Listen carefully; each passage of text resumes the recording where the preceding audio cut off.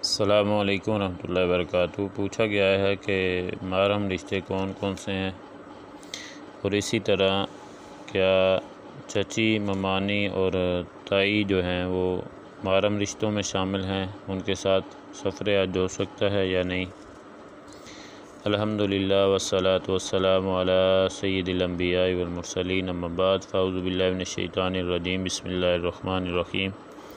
حرمت علیکم امہاتکم و بناتکم و اخواتکم و عماتکم و خالاتکم و بنات الاخ و بنات الاخت و امہاتکم اللاتی ارضعنکم و اخواتکم من الرضاعۃ و امہات نسائکم و ربائبکم اللاتی فی حجورکم من نسائکم اللاتی دخلتم بہن فإن لم تکونوا دخلتم بہن فلا جناح علیکم۔ تو دیکھیں، اللہ سبحانہ و تعالیٰ نے ہر حوالہ سے وضاحت فرمائی۔ قرآن کریم میں جس بات کی وضاحت نہ ہو تو حدیث مبارکہ میں اللہ سبحانہ و تعالیٰ نے نبی رحمت صلی اللہ علیہ وسلم کے ذریعے سے امت کی رہنمائی فرمائی۔ تو جن عورتوں سے نکاح کرنا حرام ہے، سورۃ النساء آیت مبارکہ نمبر 23 اور 24 میں وضاحت کے ساتھ اللہ تعالیٰ نے بیان فرما دیا، اور کچھ باتیں رہ گئی، اس کی وضاحت حدیث مبارکہ میں آ گئی۔ تو دیکھیں، جن عورتوں سے نکاح کرنا حرام ہے، ان آیات میں 23 اور 24 میں اور 22 آیت نمبر میں بھی وضاحت ہوئی ہے کہ باپ کی جو منکوہ ہے اس سے نکاح کرنا حرام ہے۔ باپ دوسری، تیسری، چوتھی شادی کریں تو وہ قطعی طور پر اس سے نکاح نہیں ہو سکتا۔ اب یہاں نسب کے جو ساتھ رشتے ہیں حرام، ان کا ذکر ہے۔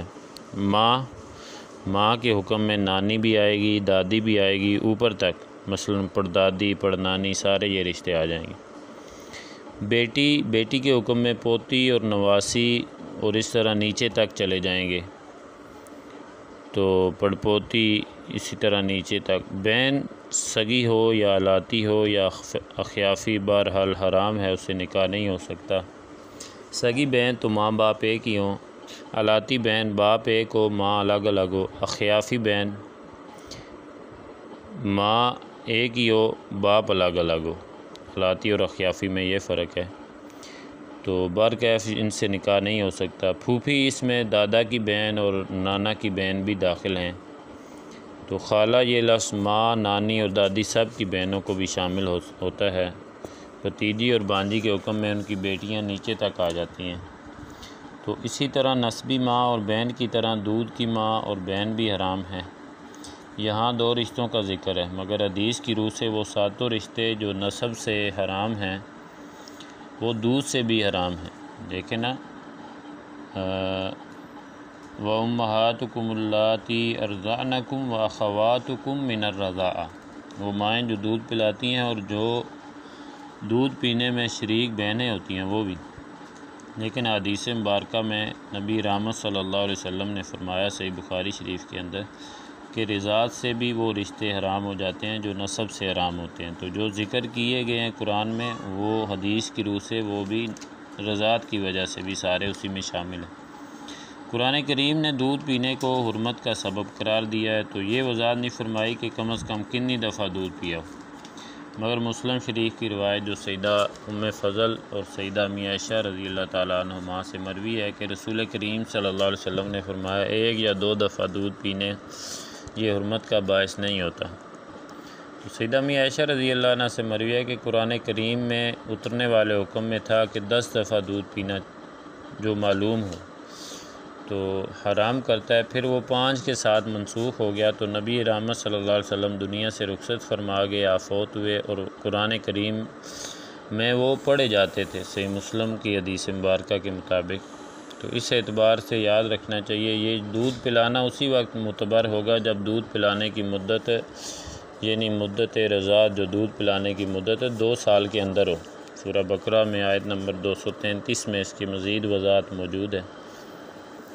تو یہاں پر مزید آیت میں آگے بیوی جو ہیں، بیویاں، ان کی نانیاں اور دادیاں بھی اوپر تک شامل ہیں۔ بیوی کی ماں جو ساس ہے وہ بھی حرام ہے، خواہ بیوی کو جماع سے پہلے طلاق دے دی ہو یا اس کا انتقال ہو گیا ہو، جو بھی ہو۔ ربائب، ربیبہ کی جمع ہے، بیوی کے دوسرے خاوند سے جو لڑکی ہے وہ بھی بندے پہ حرام ہے۔ اس کی شرط ہے اگر اس لڑکی کی ماں سے جماع کر لیا ہے، خاوند نے اپنے تعلقات قائم کر لیے ہیں، پھر تو وہ حرام ہے۔ اگر قبل از جماع طلاق دے دی تو عورت کی لڑکی سے نکاح جائز ہے، اس پر سب کا اتفاق ہے۔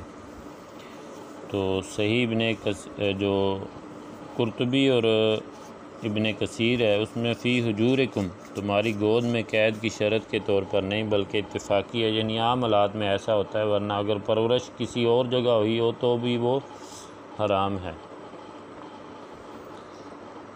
آگے حلائل حلیلہ کی جمع ہے، یعنی صلبی بیٹوں کی بیویاں، نہ کہ منہ بولے بیٹوں کی بیویاں۔ تو اسی طرح دو بہنوں کو حرم علیکم الجمع بین الاختین، صلبی ہوں یا رضائی ہوں، ایک وقت میں نکاح میں جمع رکھنا حرام ہے۔ قرآن کریم میں صرف دو بہنوں کو جمع کرنا منع ہے، مگر حدیث مبارکہ میں رسول رحمت صلی اللہ علیہ وسلم نے فرمایا پھوپھی، بھتیجی، خالہ اور بانجی کو ایک نکاح میں جمع نہ کیا جائے۔ صحیح بخاری کے حوالہ سے وضاحت موجود ہے۔ تو اس سے پتہ چلتا ہے کہ قرآن کریم کے علاوہ نبی رحمت صلی اللہ علیہ وسلم کی سنت حدیث مبارکہ بھی شریعت کا مستقل ماخذ ہیں۔ قرآن میں صرف دو بہنوں کو جمع کرنا منع ہے، اور حدیث مبارکہ میں پھوپھی، بھتیجی اور خالہ بانجی کو بیک وقت ایک نکاح میں جمع کرنا بھی منع آیا ہے، یہ بھی ماننا پڑے گا۔